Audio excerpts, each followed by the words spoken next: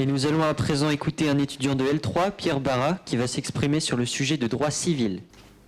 Alors, Quêtre sur la fin de Semblé. Il n'y a qu'à son empereur, et c'est l'empereur de crème glacée. Ce poème de Wallace Stevens me semble tout à fait adapté lorsqu'il s'agit de briser des faux-semblants et de rétablir des vérités juridiques. Quêtre sur la fin de Semblé. Notre affaire, en l'espèce donc, c'est un contrat de transport aérien de marchandises, passé entre la société Airjet et la société Nanoplus. Suite à un retard de livraison, la société Nanoplus et la société Picoplus, filiale de Nanoplus, sont victimes d'un préjudice. Elles demandent donc des dommages et intérêts à la société Airjet, au fondement de ses responsabilités contractuelles pour Nanoplus et au fondement de ses responsabilités délictuelles pour la société Picoplus. On traitera ces deux demandes séparément, en commençant par celle de Nanoplus, donc responsabilité contractuelle, etc. Alors, d'après l'article 55 de la Constitution, les traités internationaux priment sur la loi, même s'ils sont contraires à la loi. Arrêt Jacques Vabre en 1975 de la Cour de cassation. Donc, on a une convention, la Convention de Montréal, 1999, appliquée en France depuis le décret numéro 2004-578 du 17 juin 2004, concernant la responsabilité, du transporteur aérien en matière de transport de marchandises. D'ailleurs, l'article L 6422-2 du Code du transport dispose, je ne sais plus la différence, la responsabilité du transporteur de marchandises par air est régie par les seules dispositions de la Convention de Varsovie du 12 octobre 1929 et de toute convention modifiant ou la complétant applicable en France. La Convention de Montréal complète la Convention de Varsovie, donc à la fois d'après la Constitution et d'après la loi, on l'applique. Donc alors, quel est son domaine d'application? Articles 1 et 2 de cette Convention. Elle s'applique à tout transport international de marchandises de bagages effectué par aéronef contre rémunération. L'expression de transport international s'entend de tout transport dans lequel le point de départ et le point de destination sont situés sur le territoire de deux États parties. En l'espèce, on a bien un transport de marchandises, le colis de Nanoplus, qui s'effectue par aéronef. C'est un Bombardier Global 5000 qui part de la France, signataire de la Convention de Montréal, et qui arrive aux États-Unis, également signataire de la Convention de Montréal, où elle s'applique depuis le 4 novembre 2003. Bien. Donc, on est complètement dans le sujet. Alors, cette convention a un article, deux articles intéressants pour nous. C'est l'article 19. Je cite, c'est un peu long. Le transporteur est responsable du dommage résultant d'un retard dans le transport aérien de marchandises. Cependant, le transporteur n'est pas responsable du dommage causé par un retard s'il prouve que lui, ses préposés ou ses mandataires ont pris toutes les mesures qui pouvaient raisonnablement s'imposer pour éviter le dommage ou qu'il lui était impossible de les prendre. Cet article ressemble forcément à ce que l'on connaît en droit français, la force majeure, à l'exception près, très intéressant pour nous, surtout pour la défense, que n'apparaît pas dans cet article l'obligation d'externéité de la force majeure, ni l'obligation d'imprévisibilité de la force majeure. Il semble, à la lecture de cet article, que le fait à l'origine du dommage puisse résulter du co-contractant, même s'il était prévisible. On analysera donc cet article en se basant sur un principe français que l'on connaît bien, l'irrésistibilité, qui semble parfaitement correspondre à cet article. Donc, on essaiera de comprendre, de voir, on s'interrogera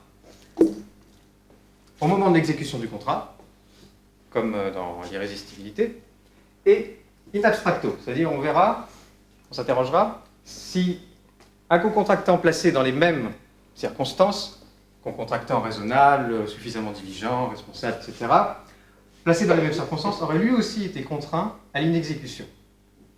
Donc, en l'espèce, mon client a mis à la disposition de Nanoplus son avion le plus rapide, Bombardier Global 5000.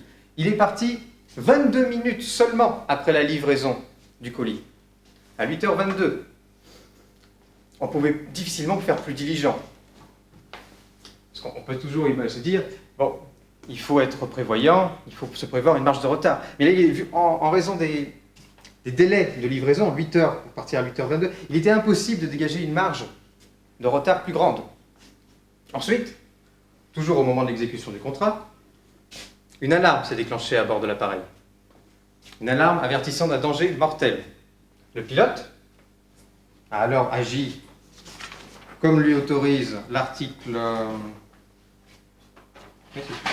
6522-2 du Code du transport. Il peut différer ou suspendre le départ en cours au vol, changer éventuellement la destination chaque fois qu'il l'estime indispensable à la sécurité.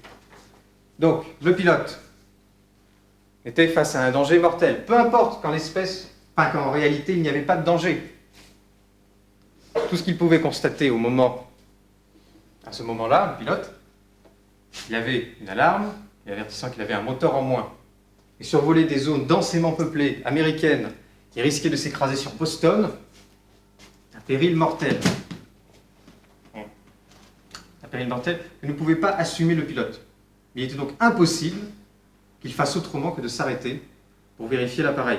Tout autre pilote aurait agi de même. Le respect du contrat ne prime pas encore sur la vie humaine. Bon, au vu de tous ces éléments, il me semble clair que la société Airjet a pris toutes les mesures possibles pour éviter le dommage et que celle qui lui était possible de prendre était impossible. C'est un contresens. Et qu'il ne pouvait pas faire autrement que ce retard. Bien. Mais bon, la Cour décidera ou décidera de ne pas retenir cet article.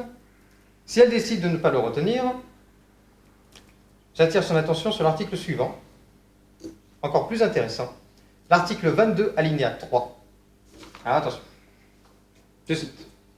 Dans le transport de marchandises, la responsabilité du transporteur, en cas de retard, est limitée à la somme de 17 droits de tirage spéciaux par kilogramme, sauf déclaration spéciale d'intérêt à la livraison faite par l'expéditeur. Je reprends. Sauf déclaration spéciale d'intérêt à la livraison faite par l'expéditeur au moment de la remise du colis au transporteur et moyennement le paiement d'une somme supplémentaire éventuelle. Dans ce cas, le transporteur sera tenu de payer, chez la concurrence de la somme déclarée, à moins qu'il prouve qu'elle est supérieure à l'intérêt réel de l'expéditeur à la livraison. Alors, passé la première lecture, c'est la deuxième.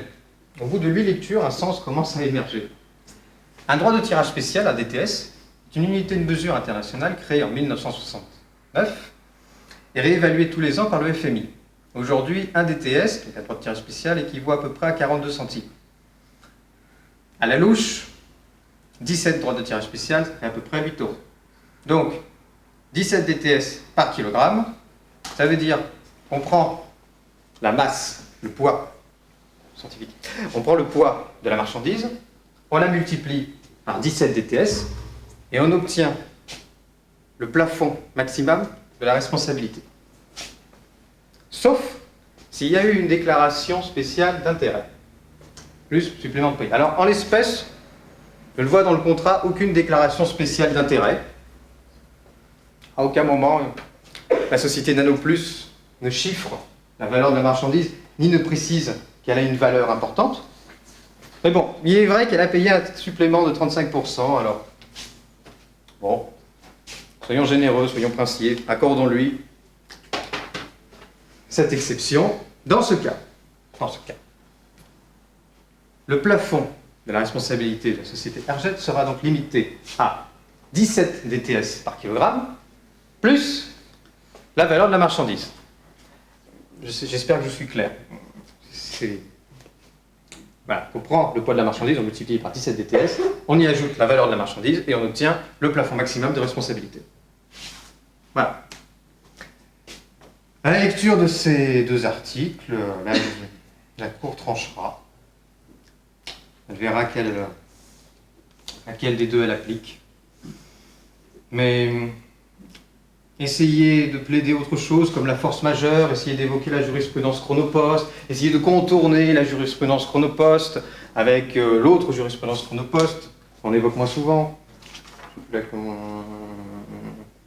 la jurisprudence, je vais revenir là-dedans. Il y a une autre jurisprudence chronopost. Enfin, voilà. Tout ça est superflu et superfétatoire vu qu'on est obligé d'appliquer la Convention de Montréal. Voilà. Donc ça, c'est pour la responsabilité contractuelle. En ce qui concerne la responsabilité délictuelle, c'est tout autre chose. On ne peut pas lui opposer la Convention de Montréal. Voilà. Excusez-moi, je me suis perdu. Vous avez pourtant bien organisé. Voilà. Alors, pour le préjudice de Picopus, l'article 1165 du Code civil précise « Les conventions n'ont d'effet qu'entre les parties contractantes, elles ne nuisent point aux tiers. La société Picopus est une personne morale à part entière. Peu importe qu'elle appartienne à 98%, à un ou plus. C'est une personne morale. Elle est donc tiers au contrat. Elle ne peut donc venir réclamer l'application du contrat. Elle ne peut donc se prévaloir d'un manquement contractuel. Bref, elle ne peut invoquer la responsabilité contractuelle. Tout ce qu'elle peut invoquer, c'est la responsabilité délictuelle, basée sur une faute. Alors, je tiens ici à mettre en garde la Cour contre l'application récente de la jurisprudence de la Cour de cassation. J'ai nommé l'arrêt de l'Assemblée plénière du 6 novembre 2006. Dans cet arrêt néfaste, la Cour de cassation semble confondre responsabilité contractuelle et responsabilité délictuelle. On ne peut déduire une faute d'un simple manquement au contrat. Or, dans cet arrêt, la Cour mélange tout. Elle semble déduire une responsabilité délictuelle, mais c'est un simple manquement contractuel. C'est une hérésie. C'est absolument néfaste et dangereux.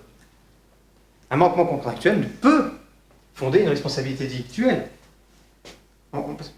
Il y a plusieurs raisons à cela. Si on accepte un tel fondement, mais le tiers, il pourra commencer à se prévaloir d'un manquement contractuel, alors qu'il n'est pas partie au contrat. Il pourra réclamer l'application du contrat, alors que lui-même, on ne peut lui opposer les stipulations du contrat.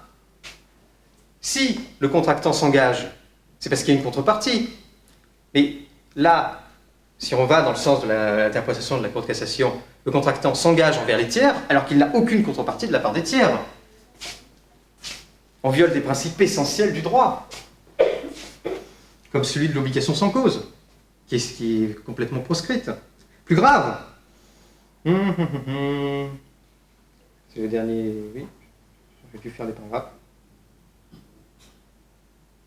Oui, voilà. Si le tiers est accepté au contrat, mais le contractant verra sa responsabilité démultipliée, n'importe quel tiers pourra venir réclamer l'application du contrat. Les impôts, pourquoi pas les impôts ne viendraient-ils pas demander l'application du contrat? Après tout, ils ont subi un préjudice. Il y avait des taxes qui étaient prévues. Les fournisseurs, les transporteurs, les distributeurs qui avaient pu signer des contrats avec Nanoplus et Picopus, tous ces gens sont lésés. Et tous ces gens peuvent venir réclamer leur préjudice, à la responsabilité délictuelle à Herget. Bon, c'est des exemples absurdes, mais ça l'est tout autant d'accepter le tiers au contrat. Donc, j'appelle la Cour à bloquer et à réfréner ce mouvement de la jurisprudence de la Cour de cassation. C'est l'occasion que je lui offre dans cet arrêt. Bien marquer la frontière entre la responsabilité contractuelle et la responsabilité délictuelle. Bon. Revenons-en à nos moutons. Alors, la responsabilité délictuelle pour faute est malaisée à définir. Par la jurisprudence, on arrive plus ou moins à dégager qu'il y a faute si le fait en question n'aurait pas été adopté par une personne raisonnablement responsable. C'est pas évident, on va jongler avec ça. Bon, en l'espèce, comme je l'ai dit plus haut, on ne peut pas reprocher au pilote d'avoir agi comme il l'a fait. Il avait à sa charge des vies humaines, il y a un danger mortel, il a agi en conséquence. Il n'y a pas faute. Bon, mais on ne va pas rentrer plus dans les détails. Il appartient au demandeur de prouver la faute. Bon, je ne vais pas lui mâcher le travail. Il lui appartiendra aussi de prouver le lien de causalité, qui ne me semble pas évident. Parce que là, le préjudice de Picopus, et que son contrat a été rompu avec Nanoplus. Le lien de causalité avec le retard d'Herget peut en établir un, mais est-il direct? C'est pas évident, c'est même plus qu'obscur. Donc, au vu du très petit dossier que nous avons et du peu d'éléments, on voit difficilement comment mon adversaire pourra établir le lien de causalité et une faute. Enfin, c'est son affaire. Bien. Si la Cour décide de retenir la responsabilité délictuelle. Bon. Ça semble difficile, mais pourquoi pas? Je l'invite à réévaluer à la baisse le préjudice dont se prévaut Picopus. En effet, un préjudice, pour être indemnisé en son intégrité, doit être certain.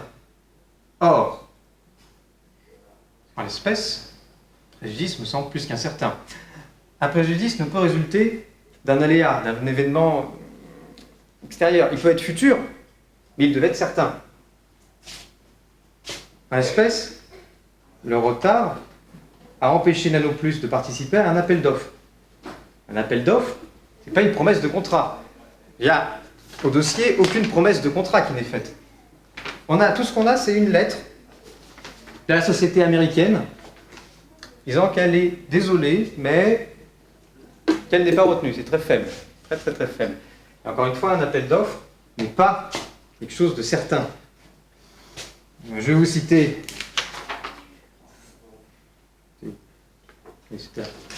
Par exemple un arrêt de la Cour d'appel de Versailles du 18 septembre 2008.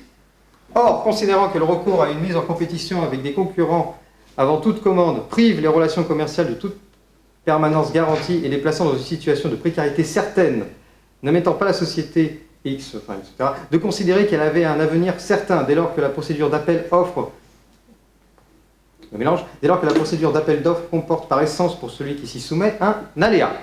Donc échouer à un appel d'offres n'est pas un préjudice certain, ça résulte d'un aléa. Échouer à un appel d'offres, à la limite, c'est une perte de chance. Et une perte de chance, ça ne s'indemnise pas en intégralité. On a par exemple à ce sujet-là la jurisprudence de la Cour de cassation du 4 mai 1972, où elle avait indemnisé un parieur qui avait perdu dans une course hippique. Bon. Mais une perte de chance, ça s'indemnise proportionnellement à la chance. En l'espèce, il y avait deux autres concurrents à Nanoplus, à l'appel d'offres. Nanoplus avait donc une chance sur 3 de remporter l'appel d'offres. Le calcul est vite fait. Il y avait une chance sur 3 de remporter l'appel d'offres. La perte de chance est donc d'1 sur 3. Il faut prendre le préjudice dont se prévaut Picopus, qui est de là, qui est de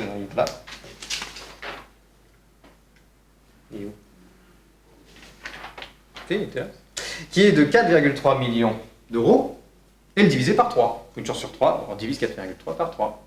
Ça fait à peu près 1,5 million. Oui, à peu près. À la louche. Voilà. Ça peut faire à peu près 1,5 million. Donc, pour conclure sur Picopus, soit la Cour rejette la responsabilité délictuelle, soit elle l'accepte, et dans ce cas, c'est une perte de chance, donc elle divise par 3 le préjudice dont se prévaut Picopus. Bien. Eh bien, je n'ai pas prévu de conclusion.